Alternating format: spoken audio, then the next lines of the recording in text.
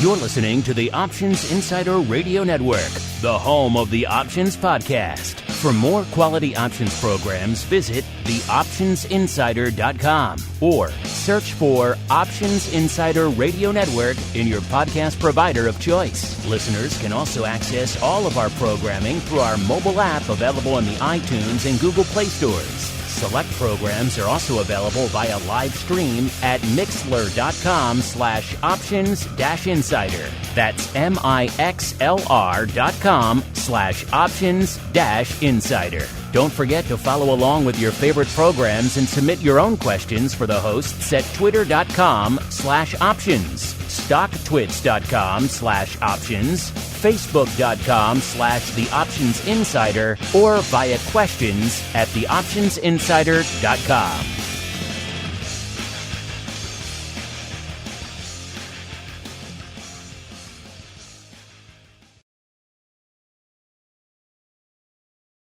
Gold, crude oil, corn, soybeans, and more. With so many tradable products, the futures options market can be an intimidating place. How can you possibly keep track of the latest trading developments across so many different products? Don't worry, we've got you covered.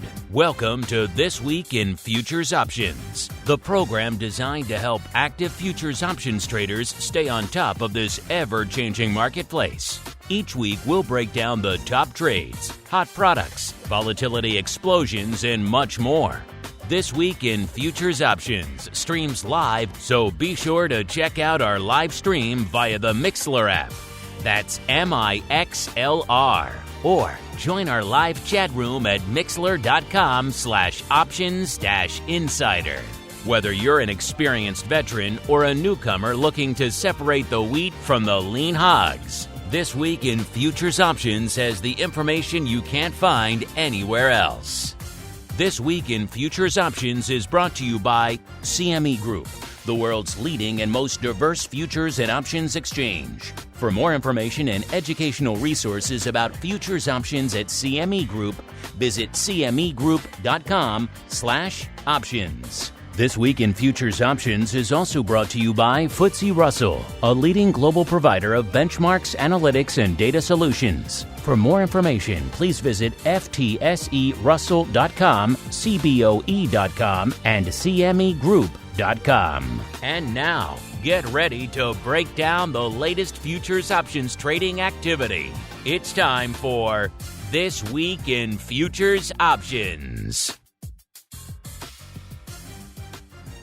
All right, everybody, that music means it is time once again for TWIFO, This Week in Futures Options, a program where we break down what the heck is going on the futures options side of the fence. That's going to run the gamut. Could be metals, could be ags, could be rates, could be some equities, could be some energy, could be live hogs. You never know what's going to make it onto the show every week. That's why you got to tune in. My name is Mark Longo from theoptionsinsider.com, as well as, of course, from the ever-in-demand these days, Options Insider Radio Network. Glad you guys are getting a lot of value out of our content right now. These are times when people probably need a little bit of education, a little bit of understanding, need to be talked off the ledge a little bit. Maybe just something to listen to because everyone's stuck at home. Family's driving you crazy.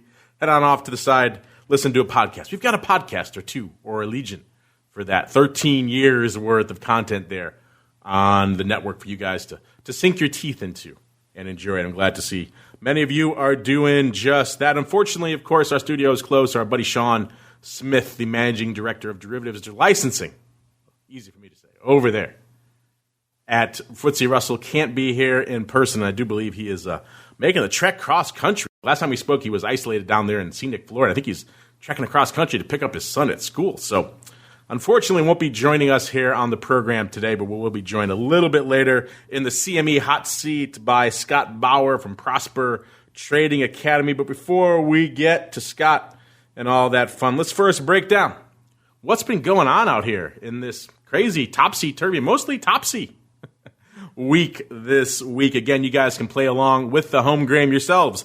CMEgroup.com/TWIFO. That's where you go to generate the reports, to follow along with the show, to do all the fun stuff. You say to yourself, you wake up at 3 a.m., you decide, what's going on in fluid milk out there?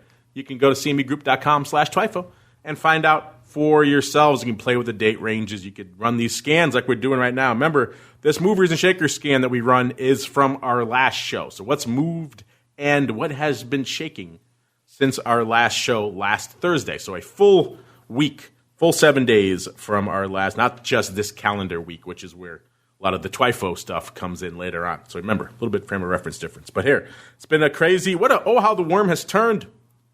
Oh, how the narrative has shifted. This chart the last couple of weeks has been just dominated by red. Remember I said last show we had to work to find 5. I think we could find 8 total names that were green last week across the broad spectrum of Globex products over there. This week, kind of the opposite. You gotta look really hard to find the red, and when you do, you find it mostly in the energy. Spoilers. Let's just go to the dark side first because it's pretty light. We've got number 5, lumber.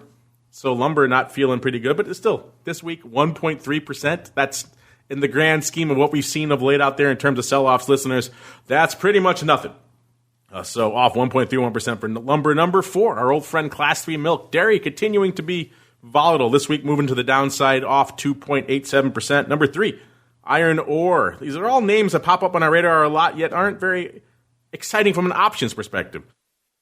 So we don't get a chance to parse them that often, even though you guys ask about them. We have tried to parse them in the past. Iron ore, a great example of that. Not really an option story, even though it's off 3.7% this week. Number 2, good old RBOB, taken, I think the technical term is a shellacking, off 7.62%. And number 1 with a bullet to the dark side this week.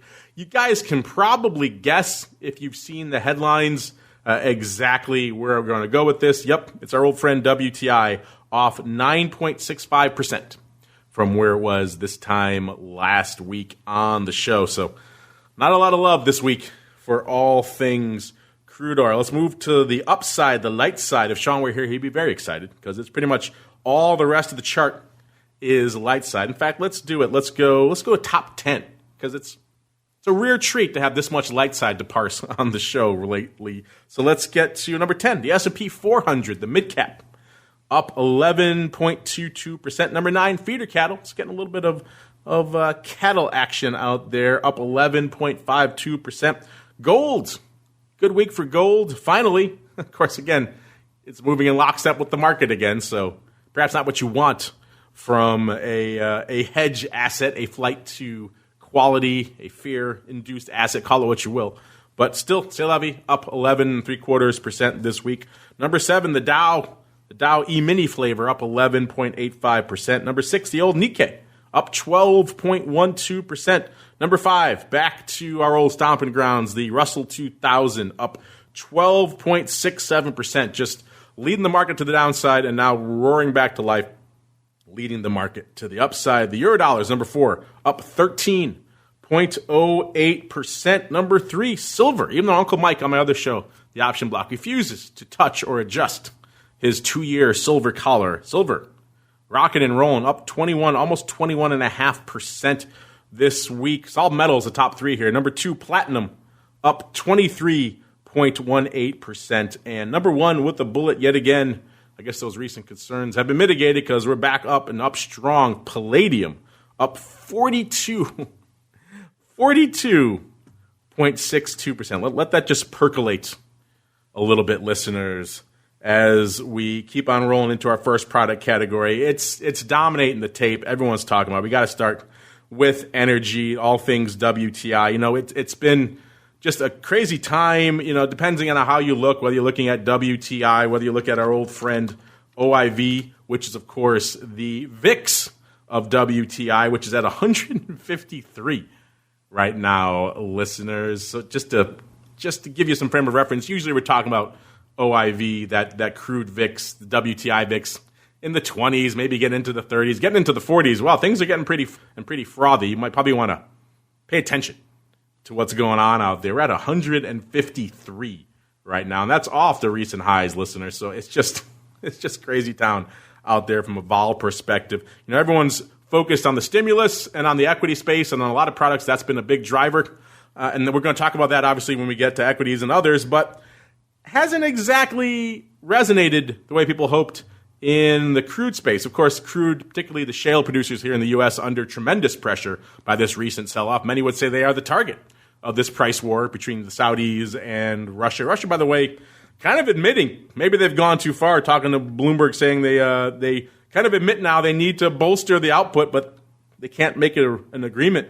They're not gonna come to the table with OPEC, so we continue to plummet. Of course, Trump had talked up filling the reserves, which at these levels, probably not a bad idea, all things considered. And yet, when this big, massive stimulus bill came out, guess what? No money for that. They had talked about spending $3 billion to buy 77 million barrels to top up the Strategic Petroleum Reserve, and that would have, filled us up a little bit at least. And, of course, given a little bit of a floor, a near-term floor, to all things crude.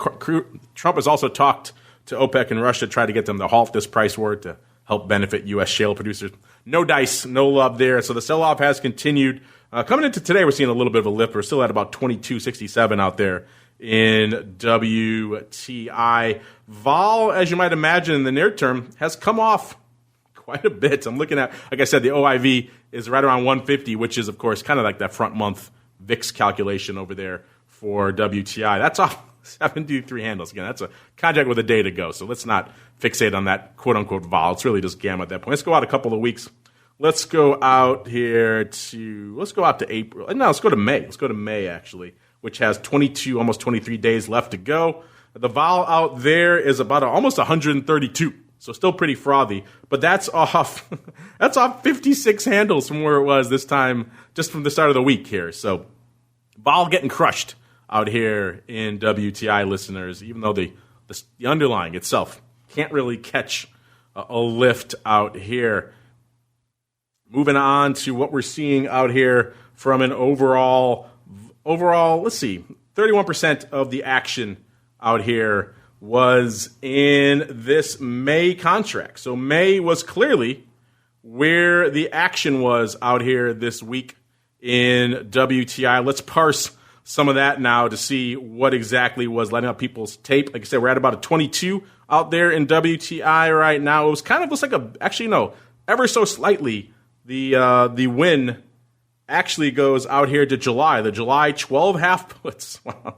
We're talking about strikes, listeners, that a few weeks ago, let alone a couple of months ago, would have been absurd. And yet now we're seeing the 12 half puts in WTI in July just dominating the tape this week. 11,085 of those, 7,600 coming on Monday. And pretty much all of that opening, go figure, there's not a lot of OI on the 12 half strike. So someone opening for size on the 12 half puts, listeners, that's kind of just crazy town. Also worth noting that same day, 4,200 of the 20 puts traded as well, so maybe a bit of a roll. It doesn't exactly line up 1-to-1, but the possibility is there. 20 puts having done about 7,700, and that's a little bit more relevant strikes. The 20 strike, again, that's also crazy. We were just talking about the 40 strike not too long ago. Now we're talking here the 20 strike out here in WTI, doing 10,000 contracts this week in the May contract, and let's see, similar levels out here, 10,000 also as well in the June contract. So a lot of fun stuff. Before I get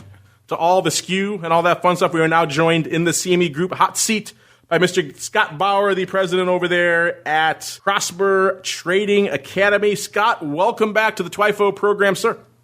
I am glad to be here. How you guys doing? We're doing well. We're just trying to make sense of all the madness that is unfolding. We're talking WTI right now really quickly before we go deep into crude. Just kind of catch us up. It's been a little bit since you've been on. Mad markets have pretty much resulted every day since you and I last chatted. What's been lighting up your tape? What's been the hot thing over there at Prosper since we last chatted, sir? We haven't traded a lot. We've really chosen, as we always do, but in this period of time, quality over quantity. And so we've been very careful, both to the downside and on this upside rally here, what we've done. And we've been extremely, extremely successful in a short put selling type of position that I created. Not just selling a naked put, to lower your cost basis of a stock when it got hammered lower, but an actual almost like a put butterfly with an extra short put. And we have done that on probably 7 or 8 stocks so far and receive just incredibly massive amounts of premium because of the volatility that's out there right now.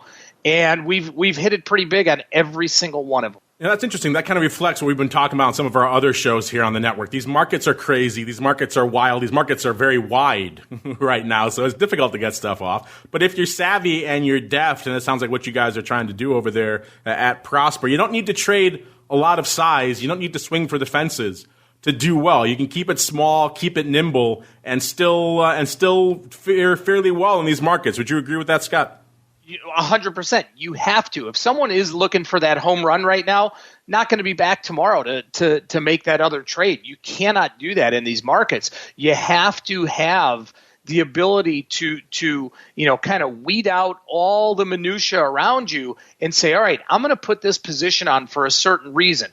If I'm going to be, let's say, net a short put here, there's a reason I would want to buy a stock down here. There's a reason I want to do this. Or even if it's to the upside on, if you're going to fade this rally that we're seeing here, same sort of thing. It is not a time for heroes. It is not a time to, swing for the fences. Would you say that equities have been pretty much your primary go-to, what everyone's flocking to you these days, or are there other products hitting the mix there? No, it's really been equities. We have looked at a few ETFs as well, but really the premiums that we've seen on big cap stocks. We're not talking about any of the the high flyer stocks, but the premiums that we've seen across the board on big cap stocks like a Boeing, a UNH, a JP Morgan, for instance, that rarely ever trades with high volatility and high premiums. They've been really opportunistic and almost too good to pass up. Hard to argue with that. Folks seem like they're still able to pass up everything out in WTI land right now, which is kind of where we were right when you joined us. I know last time you were on, you said you had a lot of interest out there in all things crude. Fortunately, the market doesn't seem to have any interest in upside. This is kind of the narrative we've seen week after week, and that continues to be the case. Let's check out some skew out here in WTI this week. Let's see if that narrative is continuing. Yeah, spoiler alert, it is, listeners. Out here in May, we're about 31% of the paper went up so far this week. Looking at the skew right now, the puts were leading the dance about 16%. Now they're leading the dance by a mere 15% rich to the at the money. The calls almost unched. They were 11.1% cheap this week. They're 11.3% cheap to at the money. So the calls kind of effectively unched, even though we have sold off a little bit. So that's interesting in and of itself. And the puts have come in a little bit out here. But we are somewhat in unprecedented times. We can't really seem to catch a bid and maintain it for much of any time out here. The vol getting annihilated, but still fairly frothy. Like I said, these contracts, like the May contract, it's still at 132 in the implied vol out there, listeners. So even though it's come off 56 handles over the last week, still very rich, very frothy out here. So a lot of interesting stuff. I know, like I said, you're focusing mostly on the equities. We're going to get to equities in a minute here, Scott, but I'm curious, have you been looking at what's going on out there in crude out there right now, either with WTI or with USO or some of your other names? And if so, what's been catching your eye or your clients' eyes out there? So big time. Number one, let's go back a minute to a point you just made with WTI being down today, but volatility, calls really almost being unchanged, right? Because of volatility. So what a lot of people, a lot of even professional traders, when I say professional, I'm talking even ex-floor traders, what they don't understand is you buy a call and a stock goes up, you expect to make money. You buy a put, stock goes down, you expect to make money. Vice versa. That's not necessarily true when you get into the massive kind of range of volatility, implied volatility that we're trading right now. So you can get an instance like this today where we see crude absolutely getting crushed again and calls almost unchanged. And that's because of volatility. So what I have been doing, not just in the crude space, but with the equity trading as well, is leaning things from a volatility perspective to the short side, but at a minimum, creating spreads, creating opportunities that don't get me long volatility. So I want to be at least neutral it right now because, listen, premiums are expensive. However, that can change, just overnight. Just because they're really expensive doesn't mean that they can't get more expensive. More than likely, over time, they are going to come down. Let's fast forward to equities now because all people have equities on the brain right now. We're seeing just these massive moves as a result of of all the mad stimulus, let's just break down a little bit, set the table, listeners, for where we are right now. Coming into showtime, it seemed like for a while there we really couldn't catch a bid and maintain it in the broad equity markets. Finally did it this week, had the first multiple session up close since February 12th, pretty much out there. So it's been a while since we've seen a sustained rally out here. In fact, we asked you guys about what you think about this. Is it a dead cat bounce or not? You guys have a lot of opinions on this.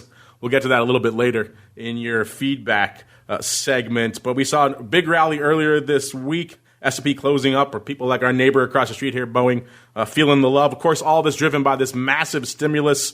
Massive is undersells it, really. It just dwarfs anything. Even the New Deal, by inflation adjusted, is about $800 billion. They're talking $2 trillion here. So it's a massive cash injection to individuals and to the economy over here in the market, liking what it's seeing. So I'm curious for you, Scott. I'm going to put the question to you that I put to our audience and to many of our co-hosts throughout the week as well. We've seen a sustained rally for the last few sessions. Coming into today's session, it seems like we're going to be 3 for 3 here now with yet another rally. The rally is actually exacerbating as we're talking. We're closing in on up 5% now in the S&P. I'm curious, are you, and indeed perhaps more importantly, are your clients, are they buying this rally, or do you think this is kind of the mother of all dead cat bounces here, sir? Without trying to burst anyone's bubble here, I am cautiously pessimistic. Okay, long run, love the market. If you want to invest in the market, great, and you're not going to look at it for a year, 3 years, great. This rally here, just as I felt on the downside, was too much, too fast. I think this is too much, too fast on the upside here. There's really no fundamentals right now of the market that sustain what we've seen this much of a snapback here. Okay, I would love to see the market consolidate. I think most professionals would. Consolidate means, okay, let's see the market trade in 2 to 3% ranges per day, not 5 to 6% ranges. If we would have said that months ago, we want to see the market trade in 2 to 3% ranges, you would say you're crazy, right? But now that's what we need to actually get a base. And I'm not saying that what we had last week, where we bottomed out last week, I don't know that we're going to touch that again. I don't think we are, actually. I do think that we will see some drawdowns from where we are right now. I'm curious, Scott. I'm kind of taking the pulse of a lot of our contributors here on the network. We are in completely historic times right now from an overall options perspective. We've seen the entire U.S. equity option market go fully electronic. CME, of course, shuttered their trading floors very early in this. So even historic legacy products like the Eurodollars, which have a long presence on the floor, are now 100% electronic. We're seeing some issues and some concerns about that as a result. Are you encountering any issues from a liquidity perspective as you're out there trying to get stuff done? Obviously, things are going to be wide. We know that. Vol is high. The markets are moving. We're all kind of collectively in a fast market. But now we have added on top of this unprecedented level of everything being 100% electronic for the first time. Have you encountered any issues with this as a result? So the issues that traders or investors that want to get into those products will see are in the types of trades, the type of spreads that are not the norm. So a normal spread is one leg buy, one leg sell. That is done easily electronically. It's the multiple leg spreads or the more complex strategies that really does need to, or in the past had to, go to the trading floor to get filled. And you can't do those electronically. Now, maybe over time that's going to change. But for right now, that's a very, very big issue for liquidity providers. That's a very big issue for some of the big funds that are trading in the euros or anything else. Even if you talk about the CBOE, SPX, or even in the VIX product, trading on the floor here. So that is a very, very big issue. Yeah, legacy products, SPX, Eurodollars, now 100% electronic. Thankfully, we haven't seen too many headline-making disasters outside of Ronin, obviously a very storied name in the market-making space, getting liquidated last week. Thankfully, we haven't seen too many other repeats of that, which I think a lot of people were concerned about. I think this recent rally in the market kind of getting a little bit of a release valve out of there. If it had continued to sell off for a few more sessions, we might maybe have seen more of those as a result of just the continued one-way risk that was going on. A little bit of a rally here. taking a little bit of the pressure off, metaphorically and actually out here. Let's look and see what's going on out here in the old S&P, the old E-mini S&P right now. Right now, like I said, for the week, we're actually in the front contract is looking pretty good, as you might imagine. All of them looking pretty good, up about 300 handles, or up nearly 13% so far on the week. Just say that out loud, 13% for the week in the S&P. These are the times we live in now, listeners here. If you're wondering what the hot thing is right now, we're at about a 25.85. So we were talking about whether the 2400 level is real. We're now almost 200 handles past that, just a few sessions later. And the hot strike out here right now, the hot option, are the 2800 calls. 23,000 of those going up here this week. Actually, no, I take that back. If we dig a little bit farther back, it was actually a little bit more reasonable comparatively. 2,700 calls, doing 34,000. These are going up out here in September. So a little bit longer term, a little bit farther out of the money, maybe reflecting a little bit longer term optimism. They went up 17, almost 18,000 on Monday, 12,000 on Tuesday. The lion's share of that opening. So some opening 2,700 paper out there, which is kind of interesting. Followed hot on its heels by about 27,000 of the 2,500s, also in September. So maybe some verticals going up out there as well. But either way, upside in September, kind of the order of the day, which is perhaps a little bit surprising. Coming into showtime here, we have seen the VIX at about a 60 right now, which puts it down 16 handles from where it was this time last week. Listeners, the VVIX, a.k.a. the volatility of volatility, right around a 167. Coming into showtime, that puts it down about 10 points from where it was last week. And the RVX, a.k.a. the VIX of the Russell 2000, at about a 65. So that spread, that VIX RVX spread, which was almost non-existent last couple of weeks, they were pretty much moving at lockstep, now has widened out a wee bit up to about 5 points, which is somewhat interesting out there. You know, we talk a lot about small cap here on the show. Scott, I'm curious if that's an area that you're interested in or your clients. And then B, it certainly seems like a lot of people are starting to gravitate towards that because for a variety of reasons, some of which are still confusing to people, small caps have led the market down in the sell-off and now are leading the market up in the rally. Does that surprise you, A? And then B, are you seeing maybe any growing interest in small caps out there from your clients as a result of these extreme swings? So it doesn't surprise me because you typically see a more volatile reaction one way or the other in the small caps, regardless of which side it's moving to. So it does not surprise me. Overall, some of those stocks are a bit easier for people to trade, so that may lend itself to some of the volatility in there as well. Going back, if you don't mind, you were just mentioning about some of the volume, some of the option volume today out there. And I want to point something out that traded yesterday, actually, and I'm looking at here. These are week 3, because you were talking about a lot of call buying going out to September. These are week 3, May 3350 calls. Okay, the 3350 calls traded almost 8,000 of those yesterday. So, pretty big volume on something like that. I just want to point that out for some of your listeners. And one other thing, if you don't mind me pointing out also, on any given day, historical average here, we see about 63 to 65% of the total option volume that trades CME E-mini options being on the put side. Yesterday was the first time in my recent memory, and I have not looked every single day, first time in my recent memory that I saw more calls put than trading than puts.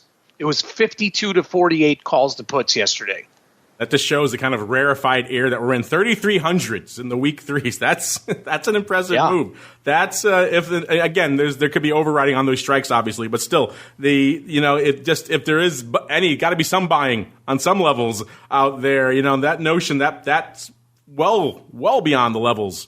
That's an aggressive move in a couple of weeks. That shows people are, in this case, perhaps quite literally buying this, not a dead cat bounce, but it's something real, which is kind of coming in spite of the fact, of course, you saw the stimulus earlier this week, but now this morning, everyone's waiting for this jobless claims numbers, and it was pretty much worse than people were thinking. They were estimating 1.5 million claims, all those quote-unquote economists out there. They call it dismal science for a reason. They were only expecting 1.5 million claims because they got about 3.3. They got over double that. It's pretty much the worst we've seen pretty much ever out there. Scott, were you surprised that we managed to maintain. In fact, the rally is exacerbating as we speak in spite of these kind of apocalyptic numbers we're seeing on the jobs front, sir?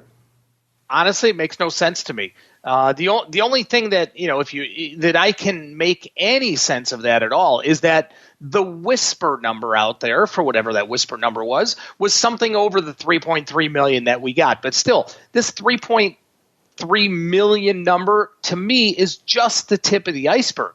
So there has to be something more to it. It baffles me why we rallied on that number. Going into that, if you looked at futures overnight last night, we were down 3% or so. I saw Dow futures down 500 at one point. S&P futures were down, I think 60 points. And then we get this just, like you said, apocalyptic number, and we rally. That's kind of a sign of the times right now of how trade is in the markets. There really is not a lot of rhyme or reason, and I don't care what expert you talk to or the economist like you just mentioned, nobody really knows. So for people, you're getting a lot of Monday morning quarterbacks right now. Oh, I knew it. I knew we hit that bottom. I knew I should have bought it there. I knew I hit, it's just we're all going through these times that we've never experienced before, and I've traded live on the floor through just about every apocalyptic event that you can think of. This one blows them all away. Yeah, and I'm hard-pressed to think, and I walked on the floor of the SIBO in 97. We had certainly some shocks to that time. We had, of course, 9/11. We had even some things in the go-go 90s. People think it was all up, but there were some interesting shocks going on there. Yeltsin seemed like he was going to be, quote-unquote, assassinated, or he had died just about every other week out there.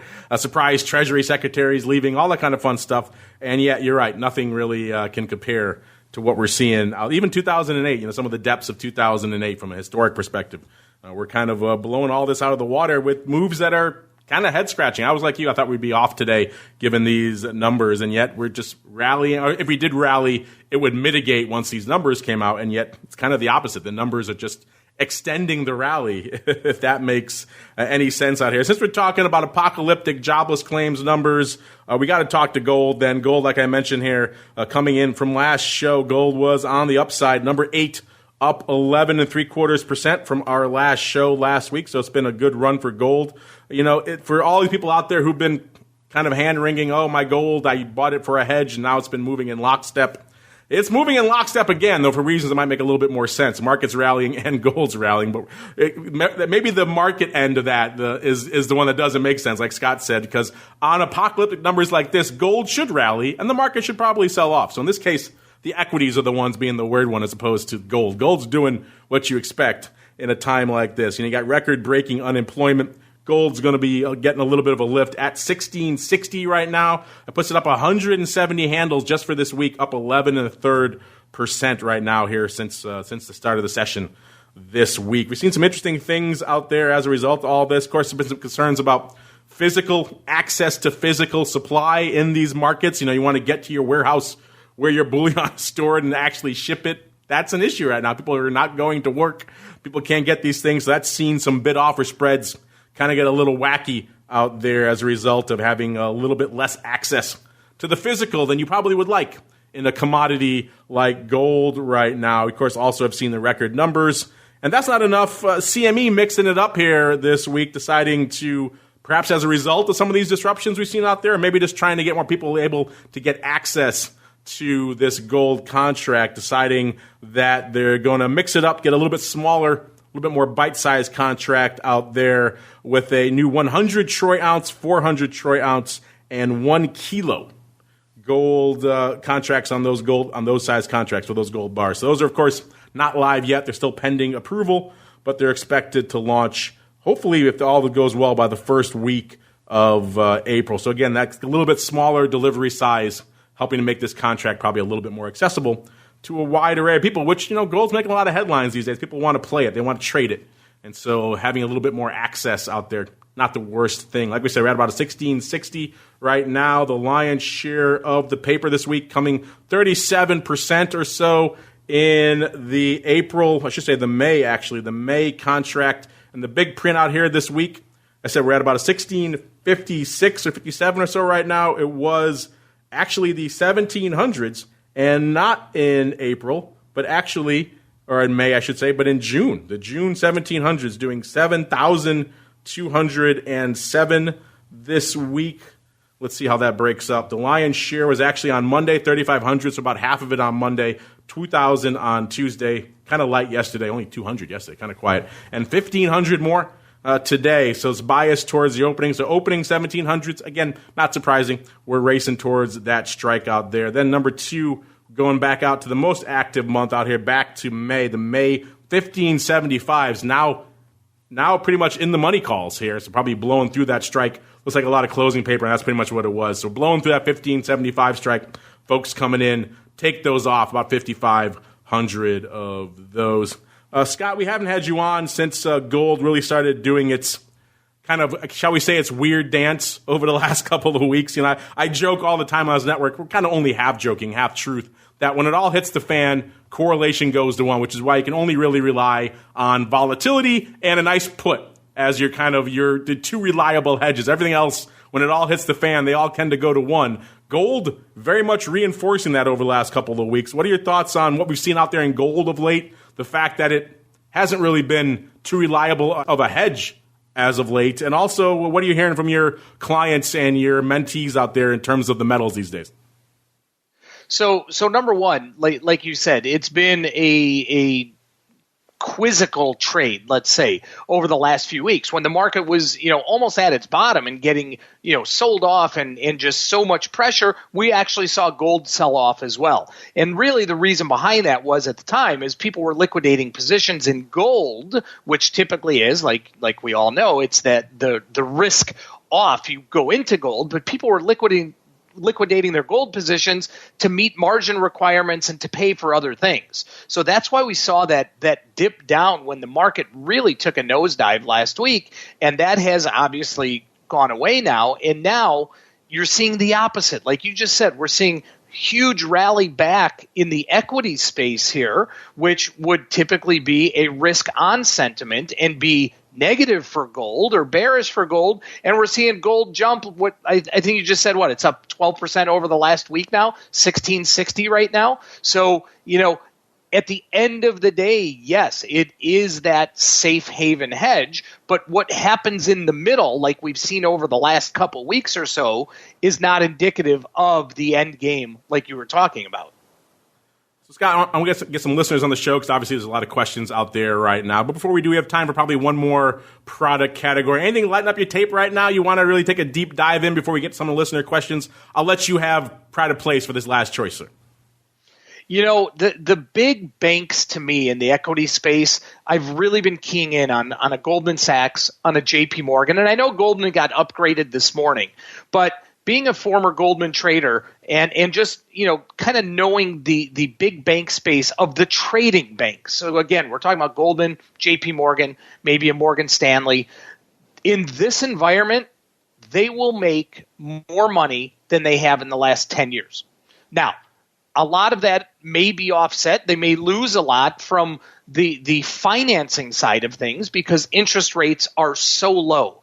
But trading revenues for these big banks are going to be massive, and I have stayed very bullish these big banks through this massive decline in rates, and especially over the last couple weeks where you can get these things. I mean, Goldman traded down to 120, JP into the low 80s. I'm not sure it ever broke into the 70 handle. Man, oh man, we're going to see some, in my opinion, blowout numbers from the banks next quarter. Well, Scott, we have to keep on rolling, but before we go, if folks are intrigued, they want to learn more about what you guys are doing, maybe they want to reach out to you with some questions, where should they go? What should they do, sir? Perfect. So you can reach me personally. I'm always available. My email address is scott@prospertrading.com, or you can just go to our website, prospertrading.com, or you can find us on Facebook and anything out there as well. But we are a very, very hands-on educational company guiding our clients, guiding all of our students bell to bell during the day through the markets. There you go, prospertrading.com, the place to go to check out Scott and his crew. We're going to check out some ags right now as well. We haven't had a chance to really do that too much because, quite frankly, ags haven't been lighting it up in all of this turmoil. It's been mostly equities and metals and energy and rates and a few others.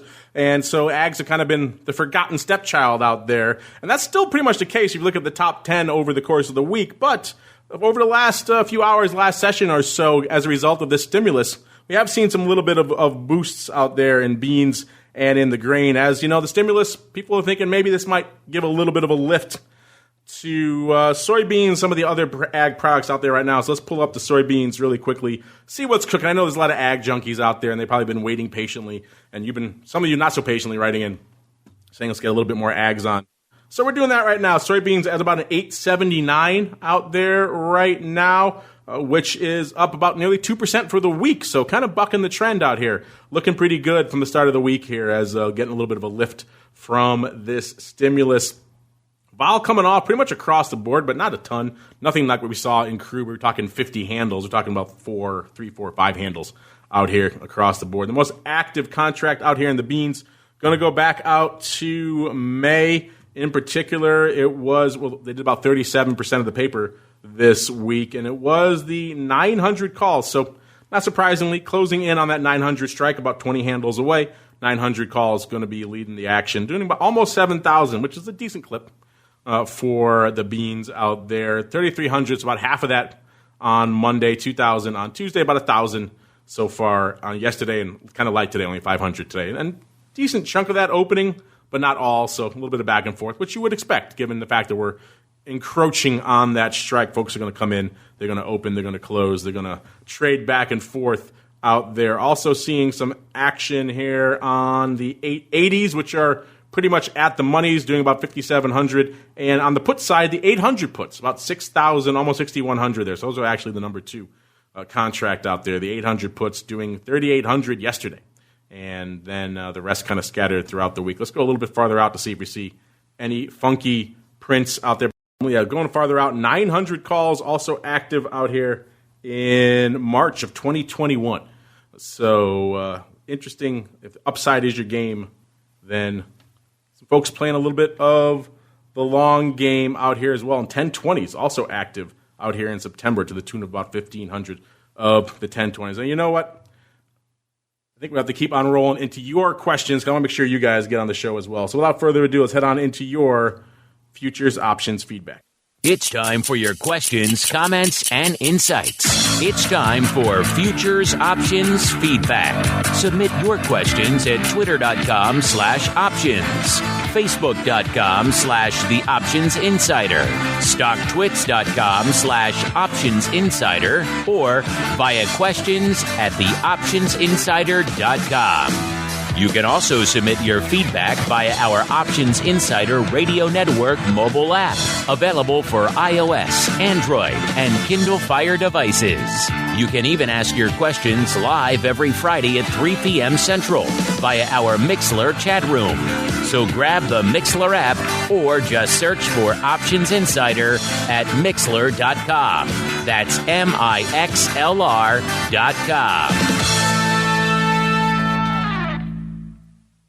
All right, welcome to the Futures Options Feedback. Speaking of your feedback, some of you are saying you're having some issues with the live stream. That might be an issue on Mixlr's end here. Obviously, everyone's using the internet these days, so some of these online services having some issues. So hopefully that's not the case. It seems like it's working on our end. It might be on an end user end, or it could be just the Mixlr having intermittent outages. If that's the case, of course, the podcast will be available shortly after the show. Nice and edited and cut together. You can enjoy that at your leisure out there. All right, and let's talk about what you guys have on your brain as well as what we have in store for you guys. Let's kick it off here. We asked you guys, this is surprising, you know, the worm hasn't really turned that much on your voting.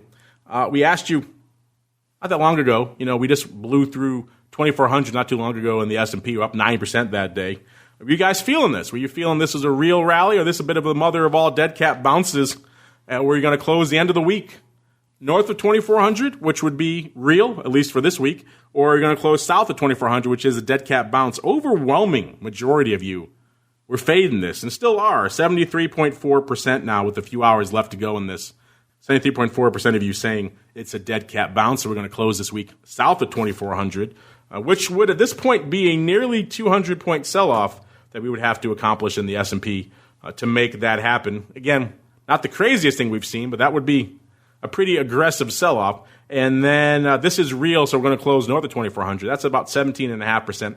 And the cash bunch out there, those of you saying, I don't care, I'm in cash, you're at about 9% right now. So the fade is in, and yet that doesn't seem to be stopping the market, and it doesn't seem to be changing your voting. You're still continuing to vote as the hours tick by here that this is a fade, even though your comments are leaning other ways too. Again, I like this handle here, Sasquatch Blood, saying, I'll venture to say this is the mother of all dead cats. Well, you and apparently a lot of others out there, and yet the market not agreeing with you. Late stage capitalism, another good handle out there. He says, guaranteed dead cat bounce. We still haven't prevented the spread of the virus in the U.S. Yeah, I think a lot of people could see an argument for that, and yet the market laughing it off. Lyndon chiming in says, end the poll now, dead cat bounce just won.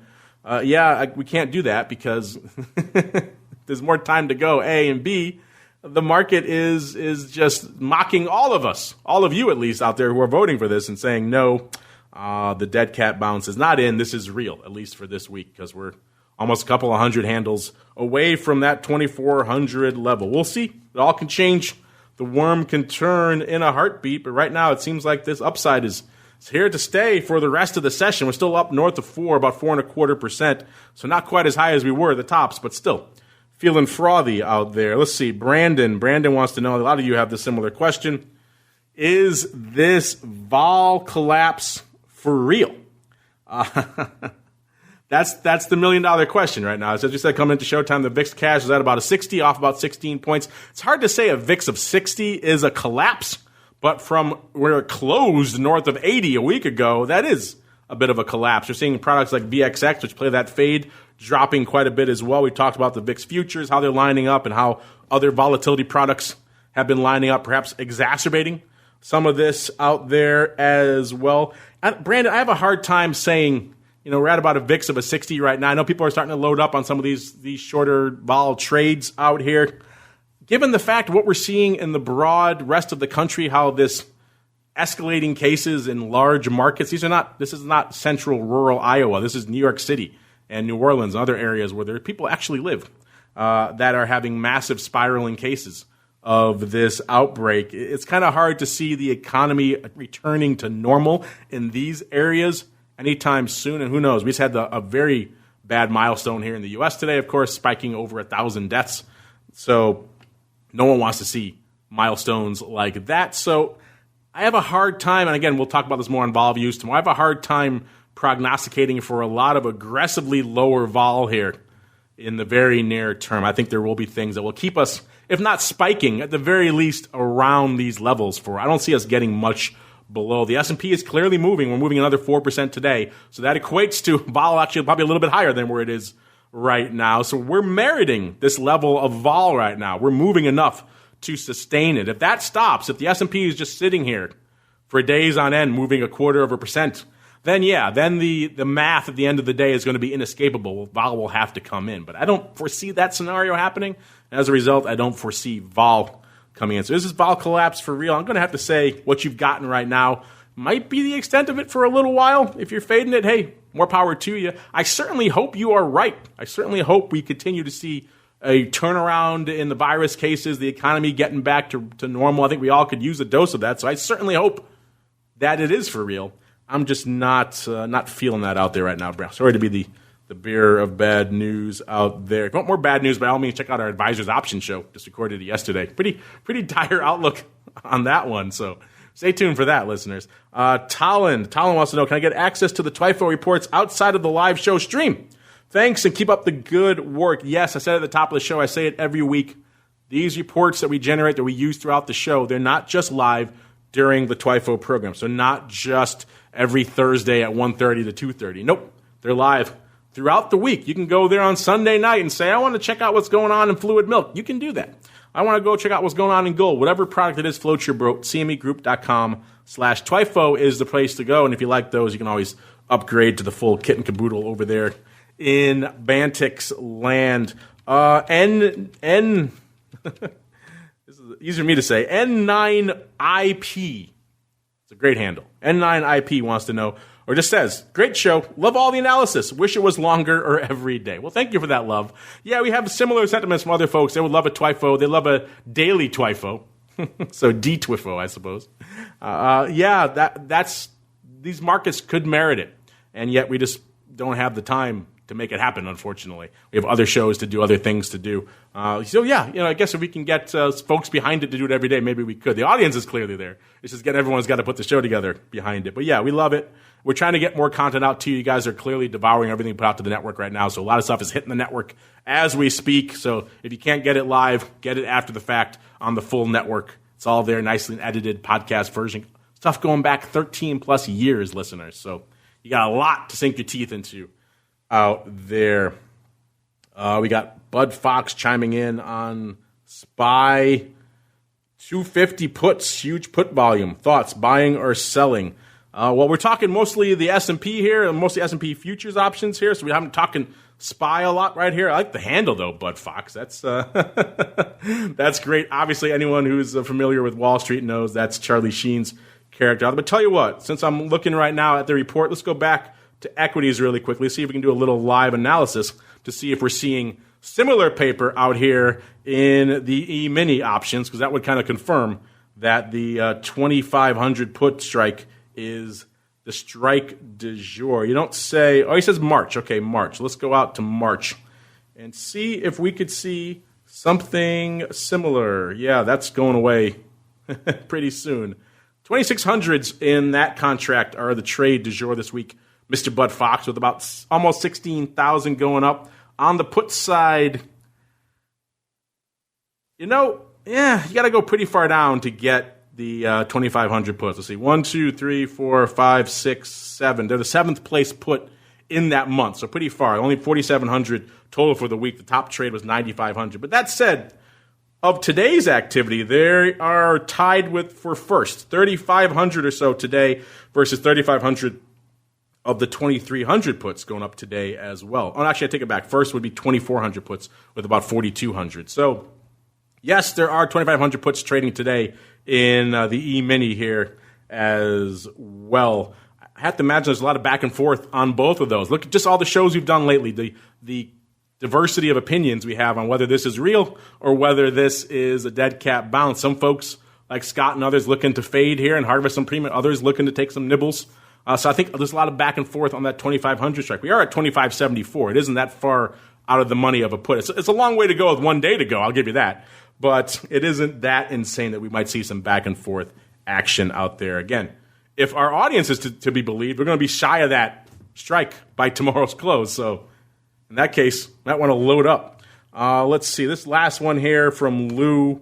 He wants to know why Rutt isn't leading the charge to the downside again this week. I think this came in last week, so he's a little late on this one. This is one for Sean. If Sean was here, I'd have him chime on this one because this is obviously his bailiwick. I will say this, though, Lou. You should be happy that Rutt is leading the charge to the upside here on the equities this week. So no matter what's happening given week, if it's upside or downside, Rutt is, and all the flavors of Russell 2000 are leading the charge to the upside and to the downside. So it kind of puts the lie to the old saw that small caps are not really impacted by these macro trends, even though it's not really macro anymore. It's very much a domestic, and indeed focusing on micro, smaller names are getting impacted now as well. So it is not just the broad global macro trend we're talking about anymore. It's kind of day-to-day life. So in that sense, maybe small caps and large caps, not that far apart, but they are leading the charge this week, just not in the direction you were talking about there, Mr. Lou.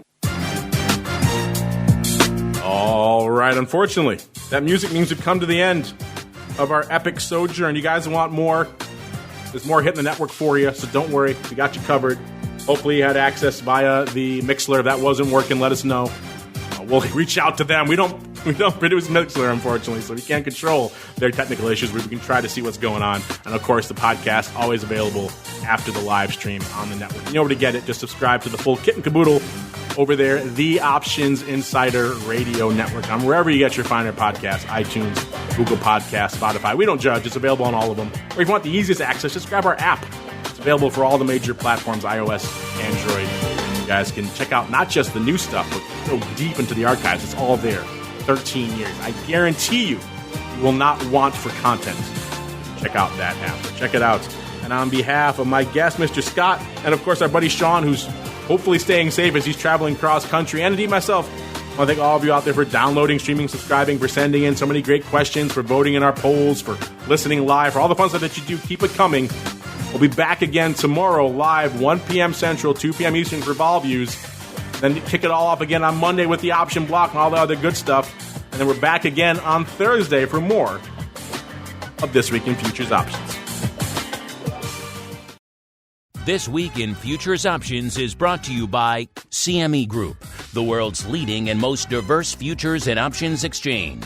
CME Group's markets help individuals and businesses around the world manage risks and seize opportunities. CME Group offers the deepest and most liquid options on futures across all asset classes, including interest rates, equity indexes, foreign exchange, energy, agriculture, and metals. For more information and educational resources about futures options at CME Group, visit cmegroup.com/options. This Week in Futures Options is also brought to you by FTSE Russell, a leading global provider of benchmarks, analytics, and data solutions. Investors in the U.S. and around the world are using FTSE Russell indexes to benchmark their investment performance and create investment funds, ETFs, structured products, and index-based derivatives. Many Options Insider Radio Network listeners will be familiar with the Russell 2000 Index. Russell 2000 futures and options are currently trading on the Chicago Board Options Exchange and CME Group. For more information, please visit ftserussell.com, cboe.com, and cmegroup.com. This broadcast is intended for informational and educational purposes only and does not constitute trading advice or the solicitation of purchases or sale of any futures or options.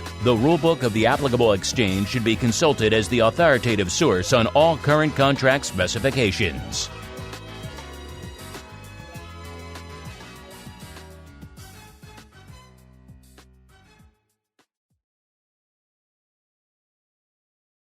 You're listening to the Options Insider Radio Network, the home of the Options Podcast. For more quality options programs, visit theoptionsinsider.com or search for Options Insider Radio Network in your podcast provider of choice. Listeners can also access all of our programming through our mobile app available in the iTunes and Google Play stores. Select programs are also available via live stream at mixlr.com/options-insider. That's mixlr.com/options-insider. Don't forget to follow along with your favorite programs and submit your own questions for the hosts at twitter.com/options, stocktwits.com/options, facebook.com/theoptionsinsider, or via questions at theoptionsinsider.com.